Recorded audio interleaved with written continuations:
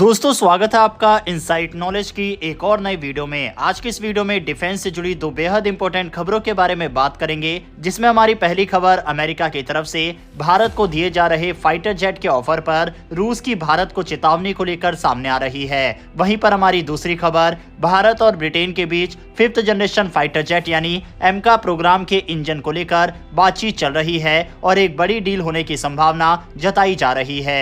दोनों खबर काफी इंटरेस्टिंग है, इसीलिए वीडियो को अंत तक जरूर देखिएगा। साथ ही चैनल पर पहली बार आए हैं और अगर आपको डिफेंस से जुड़ी वीडियो देखना पसंद है तो नीचे दिए गए सब्सक्राइब बटन को प्रेस कर बेल आइकन को दबा लें, जिससे हमारी डेली ऐसी वीडियो आप तक सबसे पहले पहुंच सके। तो चलिए शुरू करते हैं इस वीडियो को। पहले बात करते हैं अमेरिकी फाइटर जेट के ऑफर पर रूस के रिएक्शन के बारे में। दरअसल अमेरिका ने भारत को अपने F-16 फाइटर जेट, जिन्हें अब F-21 के नाम से प्रमोट किया जा रहा है, और भविष्य में F-35 स्टेल्थ एयरक्राफ्ट देने का प्रस्ताव दिया है। लेकिन हाल ही में रूस के एक थिंक टैंक ने इन अमेरिकी विमानों की तकनीक पर गंभीर सवाल खड़े कर दिए हैं। रूस के think tank centre for analysis of world arms trade यानी क्वेट ने दावा किया है कि अमेरिकी विमानों के एवियोनिक्स सिस्टम में बैकडोर यानी कमजोरियां हो सकती है। ये बैकडोर अमेरिका को मौका दे सकता है कि वह इन विमानों को किसी बाहरी सिग्नल के जरिए बंद कर सके। इसका मतलब है कि अगर कभी भारत और अमेरिका के हित टकराते हैं तो ये विमान महत्वपूर्ण सैन्य अभियानों में बेकार साबित हो सकते हैं। क्वेट के डायरेक्टर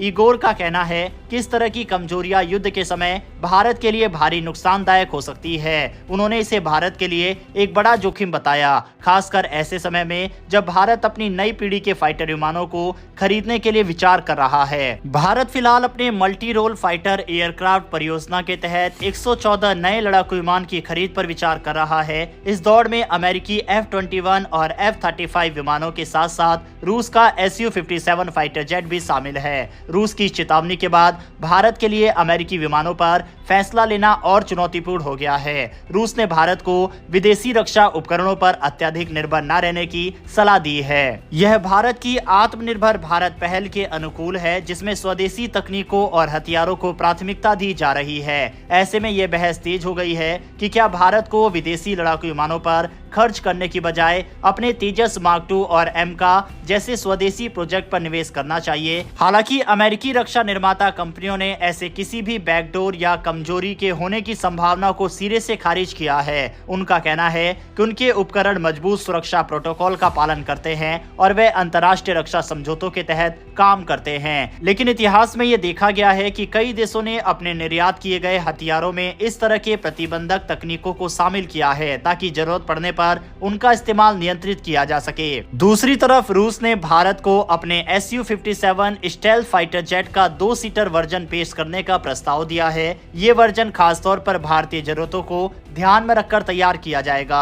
अगर ये समझौता होता है तो ये पहली बार होगा जब किसी 5वीं पीढ़ी के फाइटर विमान का 2-सीटर वर्जन विकसित किया जाएगा। रूसी मीडिया रिपोर्ट्स के अनुसार भारत इस परियोजना को मेक इन इंडिया पहल के तहत लागू कर सकता है, जिसमें संयुक्त विकास और स्थानीय निर्माण शामिल होगा। ये भारतीय रक्षा क्षेत्र को और मजबूत करेगा। रूसी एक्सपर्ट्स इगोर का कहना है कि Su-57 तकनीकी रूप से F-35 से कहीं बेहतर है। उनका दावा है कि Su-57 का डिजाइन और परफॉर्मेंस युद्ध के मैदान में अधिक प्रभावी साबित हो सकता है। इसके अलावा उन्होंने ये भी कहा है कि अमेरिकी सिस्टम में तकनीकी कमजोरियां हो सकती है जिन्हें युद्ध के दौरान आसानी से निष्क्रिय किया जा सकता है। भारत के लिए यह निर्णय लेना आसान नहीं है। एक तरफ अमेरिकी F-21 और F-35 जिनकी तकनीक अत्याधुनिक मानी जाती है, लेकिन उनकी संभावित कमजोरियां सवाल खड़े करती है। दूसरी तरफ रूस का Su-57 जो तकनीकी रूप से बेहतर और भारतीय जरूरतों के हिसाब से अनुकूल है। और जिस तरह से इस डील में देरी हो रही है, अब ऐसे में लगता है कि भारत इस डील के लिए 5th जनरेशन फाइटर जेट के साथ ही जा सकता है और ऐसे में रूस और अमेरिका में से किसी एक को चुनना होगा।